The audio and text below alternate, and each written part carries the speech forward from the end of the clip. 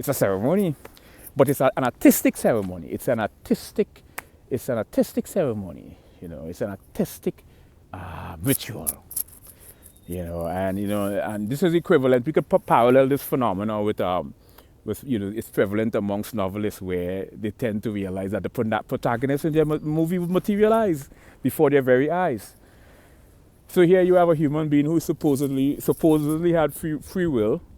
Inadvertently, they are an unconscious instrument in a much grander orchestra. This person, like a conduit, you know, just emerges into reality to fulfill this novelist character.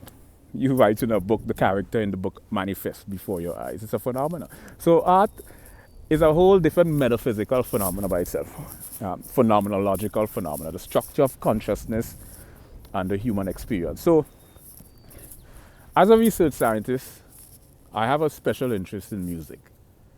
And I always had an interest in art because I couldn't understand why.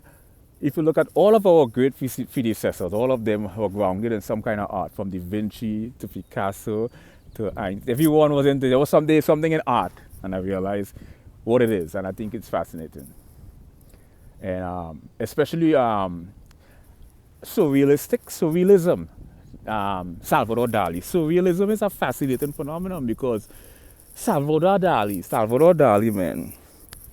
What Salvador Dali did was something called the juxtaposition of incongruity.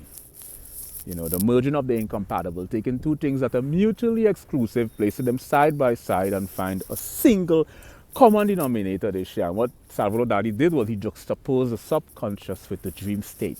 This is what you call surrealism or surrealistic.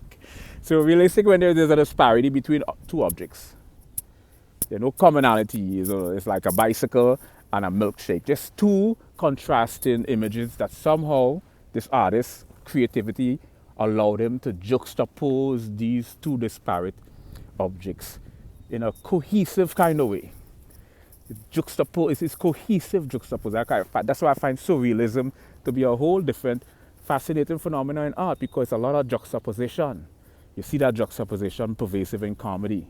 Mitch Hedberg, where I like to throw Mitch Hedberg, the surrealistic comedian. He said he threw a toothpick in the forest and said, "You home."